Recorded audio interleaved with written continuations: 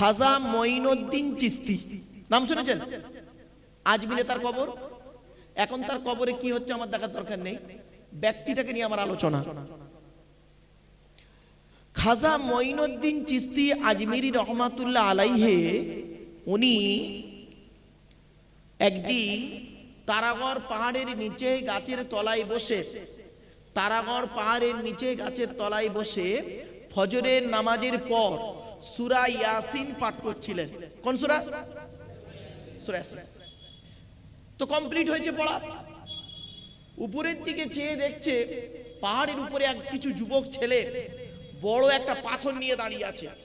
পাথরটা ছেড়ে দেবে, মঈনুদ্দিনের মাথায় পড়বে, মঈনুদ্দিন পাথর চাপা পড়ে মারা যাবে। মঈনুদ্দিনের ঈমানটা কিরাম দেখুন। খাজা মঈনুদ্দিন চিশতি আজমিরি রহমাতুল্লাহ আলাইহি পাথরের দিকে চেয়ে দুটো বাক্য বলেছিলেন। কটা? এ বাবা আস্তে, দুটো। কি কি? এক নাম্বার বলেছিলেন, হে পাথর, তোর দ্বারাই যদি আল্লাহ আমার কপালে মৃত্যু লিখে রাখে তাহলে এটাই বিশ্বাস করবো আমার তকদিরে লেখা ছিল পাথরে মৃত্যু, আমি মঈনুদ্দিন, আমার কোনো দুঃখ নেই। আর যদি তোর দ্বারাই আল্লাহ আমার কপালে মৃত্যু লিখে না রাখে, পাথর তুই আজকের আল্লাহর হুকুমে ওই জায়গায় দাঁড়িয়ে যা। আজও পর্যন্ত পাথর আল্লাহর হুকুমে ওই জায়গায় দাঁড়িয়ে আছে। এরই নাম 100% ঈমান। এরই নাম 100% ঈমান। এইটুকু ঘটনাকে বলতে গিয়ে অনেক সময় আধ ঘন্টা সময় পাস করে দেয়। এটা আমার বলতে 2 মিনিট সময় লাগে। আমি গড়ি দেখছিলাম, দেখি ক মিনিট সময় লাগে। 1.5 মিনিটের কথা সেটা যায় 30 মিনিট। বাপেরা বাড়ি থেকে ভাববেন, এরকম অনেক উদাহরণ আছে। চলো, আমাদের ঈমানটা কেমন? কোরআন থেকে দলিল দিচ্ছি। আল্লাহ কোরআনে বলছেন, তোদের ঈমানটা কেমন জানিস মানব জাতি? ফাইদা রাকিবু ফিল ফুলকি দা'উল্লাহ মুখলিসিনা লাহুদ্দিন ফালাম্মা নাজ্জাহুম ইলাল বাররি ইযা হুম ইউশরিকুন। 21 নম্বর পারা 3 নম্বর পৃষ্ঠা 3 নম্বর লাইন, সূরার নাম সূরা আনকাবুত। আল কোরআন। কোরআন জানিয়ে দিয়েছে, বান্দা তোরা যখন নৌকায় করে নদী পার হতে যাস, নদীর মাঝখানে যখন নৌকাটা একবার টলমল করে, তোরা তখন প্রত্যেকেই প্রাণের ভয়ে আল্লাহ আল্লাহ বলে চিৎকার করিস, ঠিক না বেটা? আল্লাহ বলে আমার নাম রহমান, আমার নাম রহিম, তোদের কান্না সহ্য করতে পারি না। ফালাম্মা নাজ্জাহুম ইলাল বাররি, ফেরেশতাদের মাধ্যমে যখন তোদের ডাঙায় তুলে দিই, তোরা এত বড় মুনাফিক বদমাইশ, যেই ডাঙায় উঠে গেলি, ইযা হুম ইউশরিকুন, আমার সঙ্গে শিরক করিস আর বলিস মাঝি ভালো ছিল বলে বেঁচে গেছি, নইলে মরে যেত। ঠিক না বেঠিক? আরেকটা দলিল দিচ্ছি, কোরআন থেকেই দলিল দিচ্ছি। ফাইদা মাসাল ইনসানাদ দুররু দাআনা লিদামবিহি আও কাইদান আও কাইমা ফালাম্মা কাশাফনা আনহু দুররাহু মারওয়া কাআল্লাম ইয়াদউনা ইলা দুররিম মাসসা। 11 নম্বর পারার 8 নম্বর পৃষ্ঠা 9 নম্বর লাইন, সূরার নাম সূরা ইউনূসের 12 নম্বর আয়াত। আল্লাহ বলে, বান্দা যখন বিপদ দিই, বান্দা যখন বিপদ আপদ মুসিবত দিই, ও তখন কি করে? দাঁড়িয়ে, বসে, শুয়ে, কাকুতি মিনতি করে আমার কাছে কান্নাকাটা করে। যেই ওর বিপদ থেকে উদ্ধার করে দিই, এমন ভাবে বাজারে বুক ফুলিয়ে চলে ও যেন করোনাই হয়নি। 14 দিন কোয়ারেন্টাইন দিয়েছে বলে কিছু নয়। কিছু বুঝতে পারলেন না ওয়াজটা? আমার ওয়াজ একটু প্যাঁচে প্যাঁচে কথা গো ভাব, এ বুঝতে গেলে একটু ব্রেন দরকার, বুঝলেন? আল্লাহ বলছে, বান্দারে এই পৃথিবীতে 100% ঈমান আনবি, আর কি করবি? ওয়ায়ামাল সালিহা, যতদিন বাঁচবি বান্দা ভালো কাজ করে যাবি, লোকের গোঁজা মেরে মেরে বেড়াবি না, ঠিক না বেটি? লোকের গোঁজা মেরে মেরে বেড়াবি না, ভালো কাজ করে যাবি। মানুষের উপকার করতে পারিস নি, মানুষের উপকার করতে পারিস নি, ঠিক আছে, অসুবিধে নেই। ক্ষতি করলে কিন্তু বিপদ আছে, কিয়ামতের মাঠে আমি তো জবাব নেব। ক্ষতি কেন করেছিলিস বল? উপকার করতে পারিস না, ঠিক আছে, কি বুঝলেন ওয়াজ?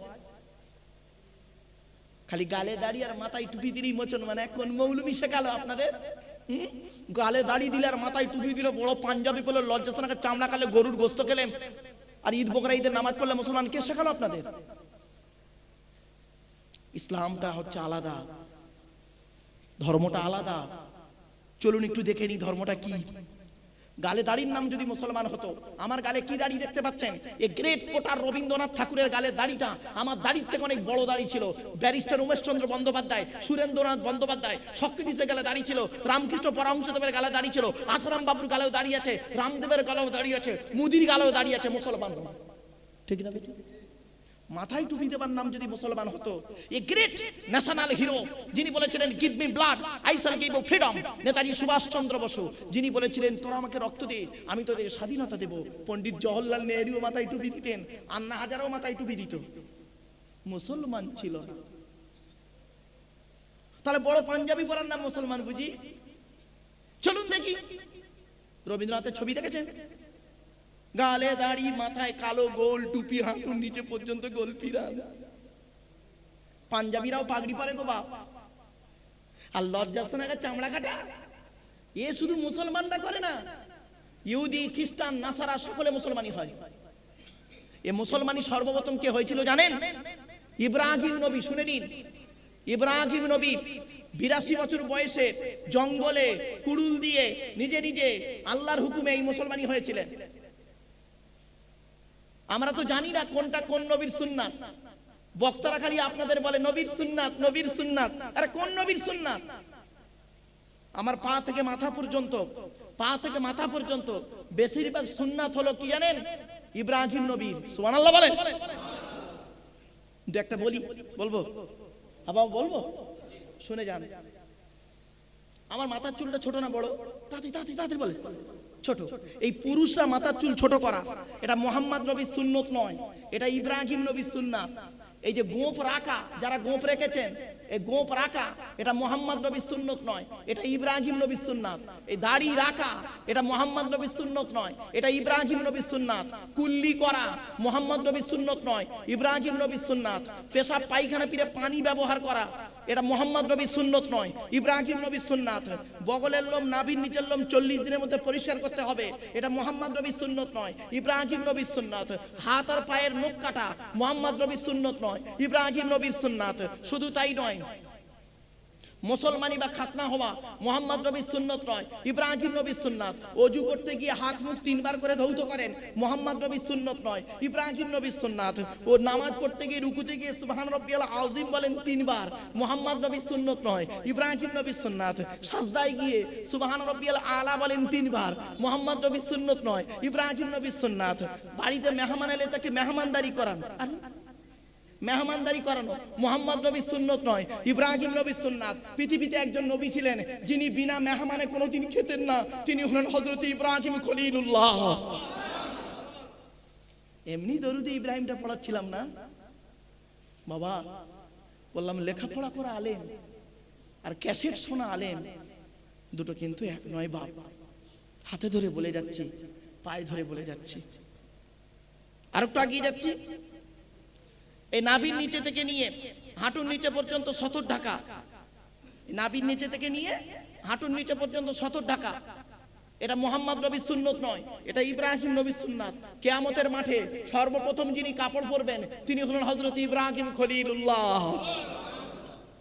পৃথিবীতে যত নবী এসেছেন প্রত্যেক নবীর জন্ম, কম বেশি পড়াশোনা করেছি গো বাপ, পৃথিবীতে 313 জন নবী রসুল এসেছেন। কত 313টা রসুল। নবী তো অনেক, রসুল হলো 313টা। তা কোরআন শরীফে কটা আছে? 25টা মোটে আছে তো, আর গুলো কোথায় গেল? এই টোটাল কোরআনের মধ্যে বাবা 25টা নবীর নাম আছে, 25টা নবী। তা আর গুলো কই? তাহলে আর গুলো জানতে গেলে শুধু কোরআন পড়লে হবে না গো বাপ, তাওরাত পড়তে হবে। মুসা নবীর প্রতি যেটা নাজিল হয়েছিল, তাওরাত কিতাব পৃথিবীর সবথেকে বড় ধর্মগ্রন্থ। তাওরাত কিতাব সবথেকে বড় ধর্মগ্রন্থ। 1000 পারা। কত বললাম? 1000 পারা। কোরআন তো 30 পারা, আর আয়াত প্রায় 10 লক্ষ। এত সহজ জিনিস। ওই কিতাবটা পড়তে হবে, অরিজিনালটা, যেটা গন্ডগোল করে ফেলেছে এরা ইহুদিরা, ওটা নয়। ইনজিল পড়তে হবে, ঈসা নবীর প্রতি যেটা নাজিল হয়েছে, দাউদ নবীর প্রতি যেটা নাজিল হয়েছে, জবুর কিতাব, ওটা পড়তে হবে। জবুর কিতাবটা কম, 150 পারা। কত বললো? 150 পারা। বাপেরা, হাতে ধরে বলে যাচ্ছি, বাপ পায়ে ধরে বলে যাচ্ছি, একটু বাড়ি থেকে ভাবুন, চলো রাগিয়ে যাচ্ছি। তাহলে মোহাম্মদ নবীর সুন্নাত কি? 2-4টে বলবো, হ্যাঁ? তবে তো বুঝতে পারবেন কোনটা কোন নবীর সুন্নাত। মোহাম্মদ নবীর সুন্নাত এবার গুনতে শুরু করো। মাথায় টুপি দেওয়া মোহাম্মদ নবীর সুন্নাত, বাবরি চুল রাখা মোহাম্মদ নবীর সুন্নাত, মেসওয়াক করা মোহাম্মদ নবীর সুন্নাত, গোঁফ ছোট করা, গোঁফ একদম ছোট করা মোহাম্মদ নবীর সুন্নাত। কেউ যদি গোঁফ ছোট করে তাদেরকে আপনারা উল্টো পাল্টা বাজে কমেন্ট করতে পারবেন না। তুমি তো জানো না, মূর্খ কোথাকারে। এত সহজ জিনিস। হাদিস নতুন নয়, হাদিস পুরাতন, তুমি জানো না বলে তোমার কাছে নতুন, ঠিক না বেটি? আরো দেখেন, মোহাম্মদ নবীর সুন্নাত হলো কি? দাড়ি বড় করা মোহাম্মদ নবীর সুন্নাত। শুধু তাই নয়, সর্বপ্রথম কার দাড়ি পেকেছিল জানেন? শুনে নিন। আদম নবী 1000 বছর বেঁচে ছিলেন, কালো দাড়িতে পৃথিবী ছেড়েছে। নূহ নবী 950 বছর বেঁচে ছিলেন, কালো দাড়িতে পৃথিবী ছেড়েছে। ইব্রাহিম নবী বেঁচে ছিলেন, আল্লাহ তার সর্বপ্রথম দাড়ি পাকিয়েছিল। 2-4টে দাড়ি যখন পেকেছে, ইব্রাহিম নবী আল্লাহকে বলেছে, আল্লাহ এ কি হলো? আল্লাহ বলছে, কেন খারাপ লাগছে? বলছে, সাদা কালো কেমন কালার, ডিসকালার হয়ে গেল কেমন? আল্লাহ বলছে, ইব্রাহিম, কালো দাড়িতে যে সম্মান আমি আল্লাহ তোমাকে দিয়েছিলাম, সাদা দাড়িতে আমি আল্লাহ ডবল ইজ্জত বাড়িয়ে দিলাম। এই জন্য বাপেরা, কালো দাড়ির আলেম যদি একটা পাশে বসে থাকে, সাদা দাড়ির আলেম যদি পাশে বসে থাকে, আল্লাহ পাক অটোমেটিক্যালি মুরব্বীদের ইজ্জতকে আল্লাহ বাড়িয়ে দেয়। এই যুবকেরা, বাড়ি থেকে ভেবো আমার ওয়াজ বাড়ি থেকে ভাববে।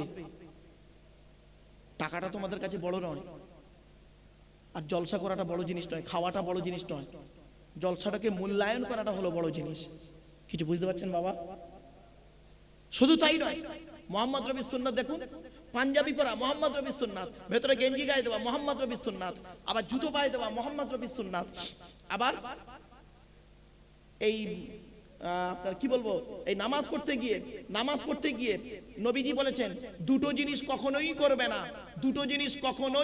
না, কটা দুটো, ভালো করে মনে রাখবেন। আজকে এই প্রথম শুনবেন, মনে হয় শুনলেই যেন আঁক করে উঠবেন না। আল্লাহ নবী বলেছেন, নামাজের সময় দুটো জিনিস তোমরা পুরুষরা নামাজের সময় দুটো জিনিস কখনোই করবে না। কি কি? 1 নাম্বার, এই গাঁটের নিচে কাপড় ঝুলিয়ে পড়বে না, পায়ের গাঁটের নিচে কাপড় ঝুলিয়ে পড়বে না। পুরুষরা পায়ের গাঁটের নিচে কাপড় ঝুলিয়ে পড়বে না, গাঁটের উপরে কাপড় তুলে পড়বে। যতটুকু নিচে ঝুলবে পুরুষের, ততটুকু জাহান্নামের আগুনে পোড়ানো হবে। আর মেয়েদের এই গাঁটের উপরে যতটুকু কাপড় তোলা থাকবে, ততটুকু জাহান্নামের আগুনে পোড়ানো হবে। পুরুষরা দেখবেন প্যান্ট পরে পায়জামা পরে, বলছে পায়জামা পরেছে, বক্তা পায়জামা পরেছে, বক্তা লুঙ্গি পরেছে, লুঙ্গি পরাটাই ঠিক নেই, গাঁটের নিচে। তুমি রাসূলুল্লাহর আদর্শ, তুমি রাসূলুল্লাহর আদর্শের মানুষ বাবা। সহজ জিনিস নয়, এসব ওয়াজ তো হয় না। এখন ওয়াজ হয় কি জানেন? দিল জানের মাদিরো ছোট ঠান্ডা, আল্লাহ তার কবরি করু জান ঠান্ডা, এরা বলে সুবহানাল্লাহ। এই তো ওয়াজ। ওরা ওয়াজ করবো? ডবল এম এ পাস লোক রে বাবা, ভারত সরকার এমনি মেডেল দিল না। মেজাজ গরম হয় এই কারণে, ওয়াজ শোনার লোক কম, আওয়াজ শোনার লোক বেশি। এই জন্য বাপের, আমি এই জন্য সকলকে বলি, বাবা আমারে তোমরা নিয়ে যাচ্ছ, শোনার লোক আছে তো? আমি তো কলেজ ইউনিভার্সিটিতে বক্তব্য দেওয়া লোক, হাই স্কুল কলেজ টলেজে, সেখানের পরিবেশটা হয় আলাদা, এখানের পরিবেশটা আলাদা। বাবা একটু ধৈর্যের পরিচয় দিন। নবী মুহাম্মদের সুন্নাত দেখুন। তাহলে 1 নম্বর নবী বললেন কি, নামাজের সময় কি করতে হবে বাবা? গাঁটের নিচে কাপড় ঝুলিয়ে পড়তে পারবেন না, খবরদার নয় বাপেরা। নামাজ যখন পড়বেন, নামাজ পড়তে গিয়ে লক্ষ্য করবেন গাঁটের নিচে কাপড় না ঝুলে যায়, 1 নম্বর। আর 2 নম্বরটা শুনলে কেমন অবাক হয়ে যান। দেখুন নবীজি বলেছে, নামাজের সময় দ্বিতীয় কাজটা কখনোই করবে না, মুখ ঢেকে নামাজ পড়বে না, মুখ ঢেকে নামাজ পড়বে না, মুখ ঢেকে নামাজ পড়বে না। মলি হাজি সাহেব জুম্মার নামাজ পড়তে যে 6টা মাস লাগে, ঠিক না? ঠিক হয়েছে? নামাজ রসুল বলেছেন মুখ ঢেকে নামাজ পড়বে না। 6টা মাস লাগে উনি নামাজ পড়তে হয়েছে। আল্লাহ বলে বোকারে, নামাজ আমার জন্য, তোকে আমি বাঁচিয়ে রেখেছি, আমি তোকে হায়াত দিই, আমি তোকে মৃত্যু দিই, আমি তোকে বাঁচিয়ে রেখেছি, আর তুই আমার সঙ্গে কথা বলতে এসেছি নামাজের সময় মুখ ঢেকে। আর বইয়ের কাছে শোয়ার সময় তো তখন মুখ ঢাকিস না, এক বালিশে মাত্র তুই ঘুমাস। ভাববেন আমার ওয়াজটা ভাব এইরকম। প্রথম প্রথম শুনতে কেমন লাগবে জানেন? টক টক, ঝাল, তিতো, মিষ্টি, কষা। কষ্ট করে খেয়ে নেন, সকালবেলা আচার হয়ে বেরিয়ে যান। জ্ঞানী যারা বোঝে তারা শুধু ইশারায়। চলো, নবী মুহাম্মদের সুন্নাত কি? নবী মুহাম্মদ সাল্লাল্লাহু আলাইহি ওয়াসাল্লাম 3 আঙ্গুলে খাবার তুলতেন। ক আঙ্গুলে? মনে রাখবেন এগুলো। 3 আঙ্গুলে খাবার তুলতেন, 5 আঙ্গুলে গালে দিতেন। 3 আঙ্গুলে খাবার তুললে মাল কোনোদিন বেশি ওঠে না। নবী আমার 3 আঙ্গুলে খাবার তুলতেন, 5 আঙ্গুলে গালে দিতেন, ভালো করে চিবিয়ে হজম করে বের করতেন। এ চাচা নবী ভক্ত, বাড়িতে দাওয়াত খেতে গেছে, 3 আঙ্গুলে মাল তুলে 5 আঙ্গুলে গাবা গাবা গাবা গাম মারতেছে। ঠিক না বেটি? নবী মুহাম্মদের সুন্নাত হলো কি? খেতে খেতে খাবার আগে হাত ধোবে, খাবার আগে পানি অথবা লবণ একটু গালে দেবে। নবী মুহাম্মদের সুন্নাত এগুলো। নবী ভক্ত, ভণ্ড ভক্ত, তোমার মতো ভণ্ড ভক্ত আল্লাহ পছন্দ করে না, ওকে নবী ভক্ত বলে না। নবীর হাদিসটাকে বাস্তবে প্রয়োগ করার নাম হলো, আমলে পরিণত করার নাম হলো নবীর অতিরিক্ত প্রকৃত ভক্ত। ঠিক না বেটি? এবার আসছি, নবী বললেন খাবার আগে হাতটা ধৌত করবে, সুন্নাত। খাবার আগে দোয়া বলবে, খাবার আগে লবণ অথবা পানি একটু গালে দেবে। খাবার আগে খাবারটা কিভাবে তুলবে? 3 আঙ্গুলে খাবার তুলবে, 5 আঙ্গুলে নবী গালে দিতেন। তারপরে ভালো করে চিবাবে। আল্লাহ দাঁতগুলো দিয়েছে কি জন্য? ভালো করে চিবিয়ে পেটে ঢোকাবে, হজম শক্তি আল্লাহ বাড়িয়ে দেবে। খাওয়া হয়ে যায়, খাবার সাথে মাঝে যখন পানির পিপাসা পাবে, পানি পেয়েছে বলে ঢক ঢক ঢক ঢক করে পানি পান করবে না, 3 ঢোকে পানি পান করবে। সুবহানাল্লাহ বলেন। সারা পৃথিবীর বৈজ্ঞানিকরা এইগুলো নিয়ে গবেষণা করে, আর মুসলমানরা নবীর দেহ নিয়ে গবেষণা করে। এ বলে নূরের তৈরি, ও বলে মাটির তৈরি, ওর বলে কাফের, ওর বলে কাফের। ঠিক না বেটি? নবী বলেছে তুই আমার দেহ নিয়ে আমার তো ঝগড়া করতে কে বলেছে? বেয়াদব কোথাকারে। আমার হাদিসগুলো নিয়ে গবেষণা কর। আফসোস আমাদের এই জায়গাটায়, নবীর হাদিসগুলো নিয়ে আমরা গবেষণা করলাম না। আর নবীর হাদিসগুলো নিয়ে কারা গবেষণা করেছে জানেন? America, London, France, Britain, Japan, Jordan, জার্মানির ঠান্ডা করে বসে বসে নবীর হাদিসগুলো নিয়ে গবেষণা করছে। কারা করেছে? Humphry Davy, Michael Faraday, Einstein, Isaac Newton, doctor Maurice বুখাইরি, মিস্টার কুক, মিস্টার জাবিরিন, mister Campbell, Raja Rammohan Roy, Ishwarchandra Vidyasagar, Rabindranath Tagore, Acharya Jagadish Chandra Bose, Francis বেক, ফ্রান্সিস ড্রেক, উইলিয়ামস কিটমুর, উইলিয়ামস হার্ভে, টমাস, এরা সব কেউ মুসলমানের বাচ্চা নয়। এরা কোরআনকে নিয়ে, মুহাম্মদ সাল্লাল্লাহু আলাইহি ওয়াসাল্লামকে নিয়ে গবেষণা করেছে। একটা উদাহরণ দিচ্ছি বাপ। নবী মুহাম্মদ সাল্লাল্লাহু আলাইহি ওয়াসাল্লামের সুন্নাত হলো, নবী বলেছেন খাওয়া হয়ে গেলে আঙুলটাকে ভালো করে চাটবে। আঙুল চাটা সুন্নাত না? কোন নবীর সুন্নাত? বলুন বলুন বাপরে বলুন। মুহাম্মদ নবীর সুন্নাত আঙুল চাটা, মুহাম্মদ নবীর সুন্নাত। এই কথাটাকে নিয়ে কে গবেষণা করলো জানেন? কোন মোল্লা মৌলভী সাহেব গবেষণা করেনি। এরা তো মৌলবীরা খালি মারামারি করতে করতেই শেষ। কানাডা, কানাডা, কানাডা নাম শুনেছেন? কানাডা একটা দেশ আছে, কানাডা, টরন্টো ইউনিভার্সিটি, অ্যানাটমি বিভাগের প্রফেসর, বিখ্যাত পণ্ডিত বৈজ্ঞানিক উইলিয়ামস হার্ভে। উনি একজন মানে ইহুদি, খ্রিস্টান, অমুসলিম। উনি বলছে এই মুহাম্মদ বলেছে খাবার শেষে আঙুল চাটতে হবে, কেন দেখি তো দেখি। গবেষণা শুরু করলো। উনি বলছেন, লাস্টে গবেষণা করে কি বলছে জানেন? মানুষ যখন আঙুল চাটে মুখের মধ্যে একটা লালা গ্রন্থি আছে, ওই লালাটা বেরোয়। এমনিতে লালাটা বেরোবে না, গালে কিছু দিলে লালাটা বেরোবে। ওই লালাটা যত পেটে যাবে তত হজমের উপকার হবে। জোরে বলুন সুবহানাল্লাহ। বলে সেই দিন থেকে আমার বেড়ে গেল মুহাম্মদের প্রতি ভালোবাসা। মুহাম্মদ সাল্লাল্লাহু আলাইহি ওয়াসাল্লাম 2টো সবজি খেতে ভালোবাসতেন। ও ভাঙনের মানুষেরা, 2টো সবজি খেতে নবী ভালোবাসতেন। এক নাম্বার হলো কি? লাউ, লাউ, লাউ, কদু, এটা তো খুব জানেন। আর একটা শুনেনি, কচি শশা। কি বললাম বাপরে? কচি শশা। এই কথা শুনে না ওই Canada Toronto university Williams Harvey উনি বলছেন মুহাম্মদ কচি শশা কেন খেত দেখি তো। গবেষণা করি, গবেষণা শুরু করলো। গবেষণা করে বলছে ওরে সর্বনাশ, এই কচি শশা যদি কেউ খায় দুপুরে খাবার পরে, শশার কি উপকারিতা? শশা ব্রেন ঠিক রাখে, সুগার ঠিক রাখে, প্রেশার ঠিক রাখে, ব্লাড ঠিক রাখে, শুধু তাই নয় পেট পরিষ্কার রাখে, লিভার ঠিক রাখে, হার্ট ঠিক রাখে, চোখের দৃষ্টিশক্তি বাড়ায়। শুধু তাই নয়, শশা নিজে হজম হতে পারুক আর না পারুক, অপরকে হজম করে মাল বের করে দেয়। তাহলে 1500 বছর আগে আমার নবী, আমার রাসূল যে খাবারটাকে খেত, সেই খাবারটাকে নিয়ে অমুসলমানরা গবেষণা করলো। আর আমরা মুসলমানের বাচ্চারা বিরিয়ানি খেয়ে বেবাড়িতে খালি স্যালাদ চাইতেছে, খাচ্ছে আর বাড়ি চলে যাচ্ছে, কোনো মূল্যায়ন করিনি। আর একটু এগিয়ে যাচ্ছে, নবী মুহাম্মদ সাল্লাল্লাহু আলাইহি ওয়াসাল্লাম বললেন, তুমি যে প্লেটে খেয়েছো প্লেটটাকে ভালো করে চেটে খাবে। এই প্লেটটাকে চেটে খাওয়া নবী মুহাম্মদ সাল্লাল্লাহু আলাইহি ওয়াসাল্লামের সুন্নাত। আম্মা জান আয়েশা বর্ণনা করছেন, আল্লাহর নবীর স্ত্রী আম্মা জান আয়েশা, উনি বলছেন 1000টা প্লেট যদি আমার সামনে দেওয়া হতো, আমার রাসূল যে প্লেটে খেয়েছেন ওই প্লেটটা আমি আগেই বুঝতে পারতাম আল্লাহ রাসূলের প্লেটটা এত পরিষ্কার পরিচ্ছন্ন থাকতো। জোরে বলুন সুবহানাল্লাহ। আমি একজন মৌলভী সাহেব লোক, দাওয়াত দিয়েছেন আপনাদের বাড়ি, খেতে এসেছি, খাবো এইটুকু নিয়েছে, এতটা নোংরা করে জাবড়া করে রেখে দিয়েছে। উনি আবার নায়েবে নবী, ছি ছি ছি ছি। বাবারা, কবরে ঢুকতে হবে, তুই কাঁধে 2 ফেরেশতা আছে, এটা মনে রাখবেন। এইসব ইউটিউবারদের সব বেকার, এরা 50 বছর 100 বছর পরে এদের মাল কোথায় ডিলিট হয়ে যাবে। আল্লাহ বলছে, তুই তোর বাড়িতে সিসি ক্যামেরা লাগিয়ে রেখেছিস না, বাড়িকে সেফটির জন্য আমি আল্লাহ তোর বডির মধ্যে সিসি ক্যামেরা লাগিয়ে রেখেছি। আমার সিসি ক্যামেরা 2 কাঁধে 2 ফেরেশতা লাগিয়ে রেখে দিয়েছি। আমার এই সিসি ক্যামেরাটা খুলবো কবে জানিস? যেদিন তুই মরে যাবি সেদিন খুলবো সিসি ক্যামেরাটা, তখনই তোর বিচার করবো। চল আর একটু এগিয়ে যাই। এরপরে নবী মুহাম্মদ সাল্লাল্লাহু আলাইহি ওয়াসাল্লাম বললেন, খাবে কতটুকু খাবে, খাবার নিয়ম কি? নবী মুহাম্মদ সাল্লাল্লাহু আলাইহি ওয়াসাল্লাম বলছেন, পেটটাকে 3টে ভাগে ভাগ করবি। কটা ভাগে বাপ? নবী বললেন, পেটটাকে 3টে ভাগে ভাগ করবি। প্রথম ভাগটা খাবার দিয়ে ভর্তি করবি, দ্বিতীয় ভাগটা পানি দিয়ে ভর্তি করবি, আর তৃতীয় ভাগটা ফুল ফাঁকা রাখবি, হজমের উপকার হবে। এ চাচা নবী ভক্ত বেবাড়িতে দাওয়াত খেতে গেছে, পেটটাকে 3টে ভাগে ভাগ করলো। প্রথম ভাগটা লুচি মিষ্টি নাস্তা দিয়ে ঢুকিয়ে ভর্তি করলো, দ্বিতীয় ভাগটা বিরিয়ানি ঢুকিয়ে ভর্তি করলো, আর তৃতীয় ভাগটা দই মিষ্টি থামস আপ চাটনি পাঁপড়, আর জায়গা নেই, চেপে চেপে চেপে চেপে পান মশলা রাস্তার উপরে গিয়ে বমি করে দিল।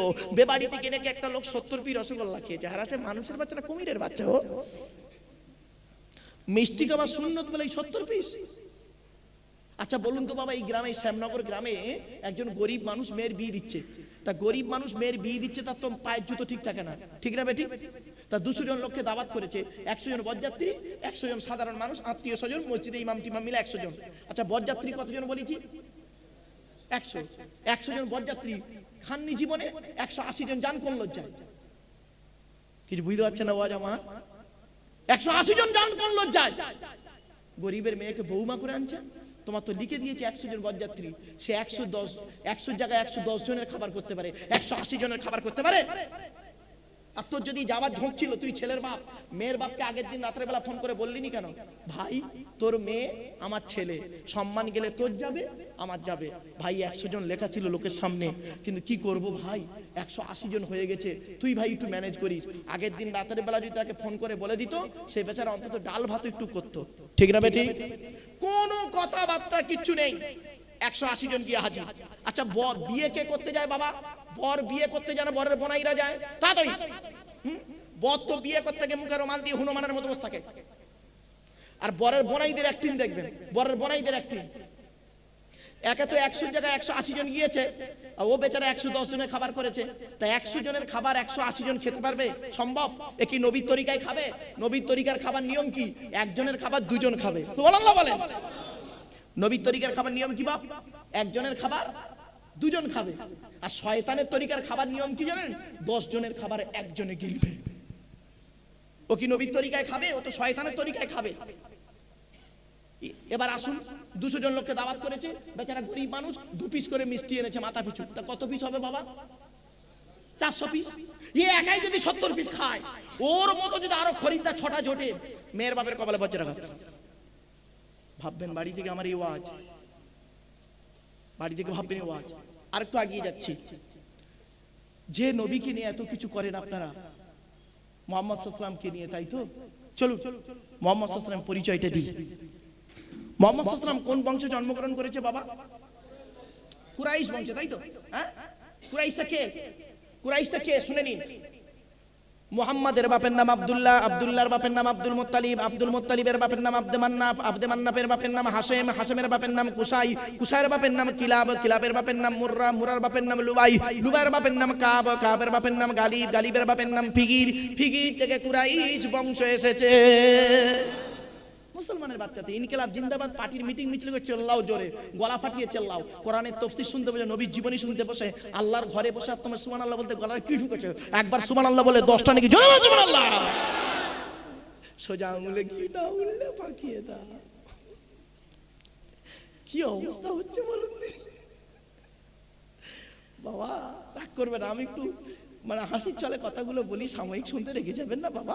চলে, নবীর বাপের নাম আব্দুল্লাহ, মায়ের নাম আমিনা। ভালো করে শুনে নিন, কাজে হবে একদিন। নবীর বাপের নাম আব্দুল্লাহ, মায়ের নাম আমিনা, দাদার নাম আব্দুল মুত্তালিব, দাদির নামটা কি? নেতিলা বিনতে খব্বাব ব্র্যাকেটে ফতেমা, কেউ বলেছেন সামিরা। নবীর নানার নাম কি? নবীর নানার নাম হলো আব্দুল ওয়াহাব জুহরি। নবীর নানির নামটা কি? বারিরা বা বাররা। নবীর দুধমার নাম হলো হালিমা। নবীর দুধ বাপের নাম কি? হারেস, মানে হালিমার স্বামী। নবীর দুধ বাপের নাম হারেস। নবীর দুধ ভাই ছিল একটা, মানে হালিমার পেটের ছেলে একটা ছিল, হালিমার পেটের ছেলের নাম ছিল আব্দুল্লাহ। নবীর বাপের নাম আব্দুল্লাহ, নবীর দুধ ভাইয়ের নাম আব্দুল্লাহ, দুটো জন এক করে ফেলবেন না। নবীর জন্ম 570 খ্রিস্টাব্দে, 570 খ্রিস্টাব্দে। ইংরেজি কি মাস ছিল? 29 আগস্ট। আরবি মাস ছিল রবিউল আউয়াল মাস, 12 তারিখ, মতান্তরী 9 তারিখ, সোমবার শবে সাদেকের সময় আরবের মক্কা নগরী কুরাইশ বংশে নবীর জন্ম। নবীর বাপেরা হলো 10 ভাই, নবীর মায়েরা হলো 19 বোন। নবীর 9টা চাচা, 18টা খালা। মনে রাখবেন এগুলো। অসুবিধা হচ্ছে আপনাদের? হ্যাঁ বাবা, বাবা একটু আগে আগে আসেন না, বাবা একটু আগে আগে গায়ে গায়ে বসেন না, বাবা মা একটু আগে আগে আসেন, বাপেরা বাপেরা একটু আগে আসেন, আগে আগে আসেন, গায়ে গায়ে বসেন। এই সামনের দিকে জায়গা ফাঁকা আছে। একবার দরুদ শরীফ আল্লাহুম্মা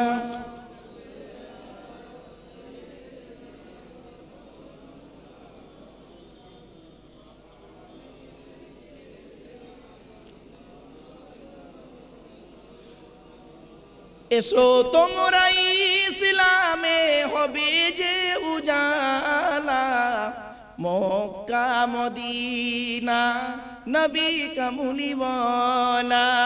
আল্লাহুম্মা, জোরে জোরে,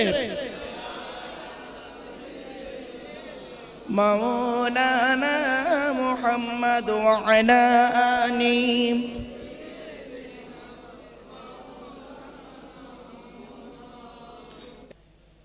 তো 4টে জিনিস কি? আমাদের এই ভারতবর্ষে, আমি নাম বলছি না কিন্তু, আপনারা যেন ভাববেন না আমি CPM, Trinamool, BJP, Congress, forward ব্লকের পক্ষ নিয়ে বলছি। আমি কারোর পক্ষ নই,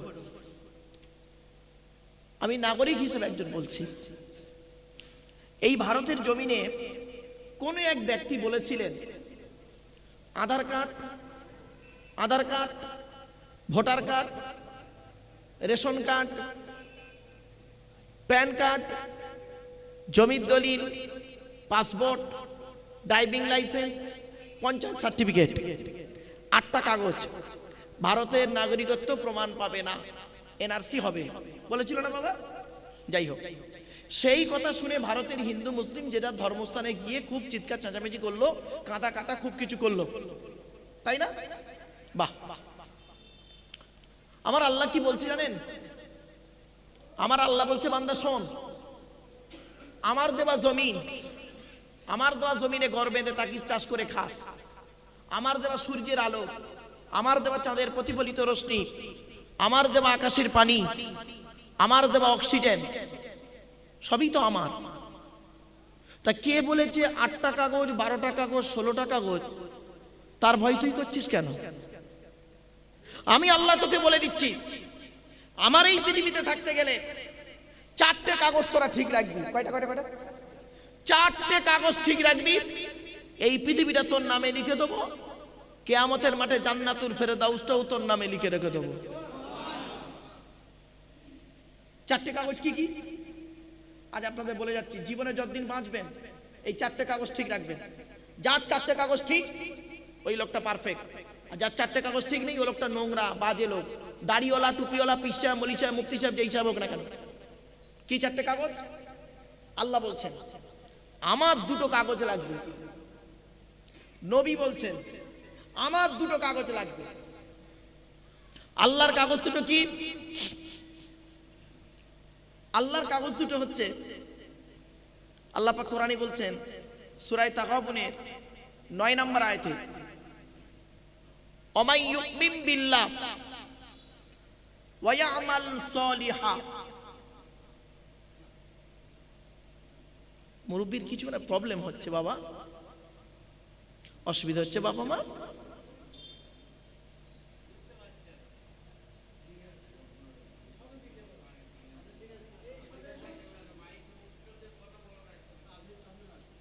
আপনি স্টেজে আসুন।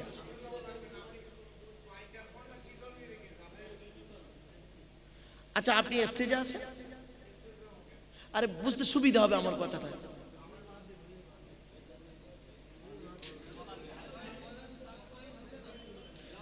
ওরে বাবা এখানে আসুন না, ভয় লাগছে নাকি আপনার? আসুন না।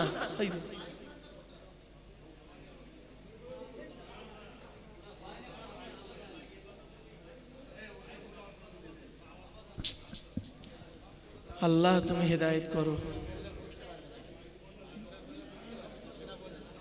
চুপ কর। আচ্ছা বাবা ঠিক আছে, ঠিক আছে বাবা, একটু ধৈর্যের পরিচয় দিন, একটু ধৈর্যের পরিচয় দিন বাবা, একটু দাঁড়ান। আমি মাইকে মুখ দিয়ে কথা বললে আপনাদের বুঝতে সুবিধা হবে কি? আচ্ছা ঠিক আছে তাই করি বাবা, চলো। আল্লাহ পাক বলছেন ওমাই ইউমিন বিল্লাহ। বাবা মাইকলা এই ইকো পিকো সব বন্ধ করে দাও তো বাবা, প্লেন করে দাও।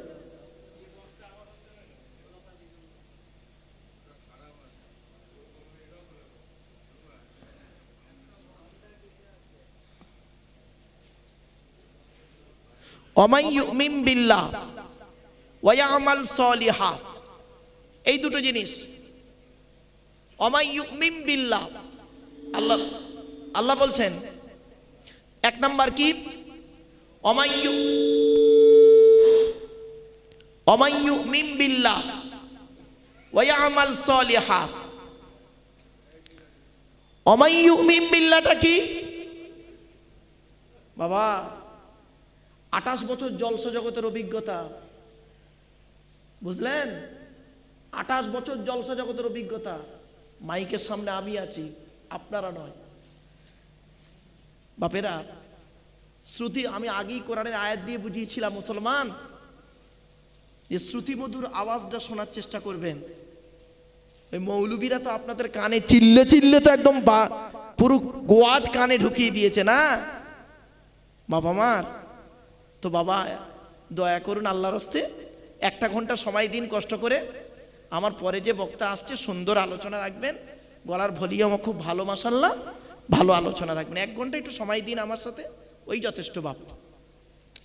আল্লাহ বললেন ওমাই ইউমিন বিল্লাহ, আর 2 নাম্বার কি? ওয়া ইয়ামাল সলিহা। এই দুটো কাজ তোরা করবি। ওমাই ইউমিন বিল্লাহ, আল্লাহ বললেন 100% ঈমান আনবি। তাহলে আমাদের ঈমানটা আল্লাহর উপরে কত পার্সেন্ট রাখতে হবে? বলুন বলুন বলুন, জোরে বলুন। 100%। আমরা কিন্তু আল্লাহকে 100% বিশ্বাস করি না। ফালতু কথা বলবেন না। আমাদের ঈমানটা আল্লাহর উপরে 100% নেই। আমরা আল্লাহকে বিশ্বাস করি 50%। 50% আল্লাহকে বিশ্বাস করি, আর 30% পৃথিবীর কোন ব্যক্তি বস্তুর উপরে নির্ভর করি। জ্ঞানী যারা বোঝে তারা শুধু ইশারায়। তাহলে 30 আর 50 কত হলো? 80। আর 20% বিশ্বাস করি বিবেককে, তকদিরকে। টোটাল মিলে 100%। আর এই পৃথিবীতে যারা আল্লাহকে 100% বিশ্বাস করেছে, এই পৃথিবীর জমিনে তারা এক একটা আল্লাহর মকবুল মঞ্জুর ওলি বান্দায় পরিণত হয়েছে। একটা উদাহরণ দেব, একটা উদাহরণ দিচ্ছি। লোকটার নাম হলো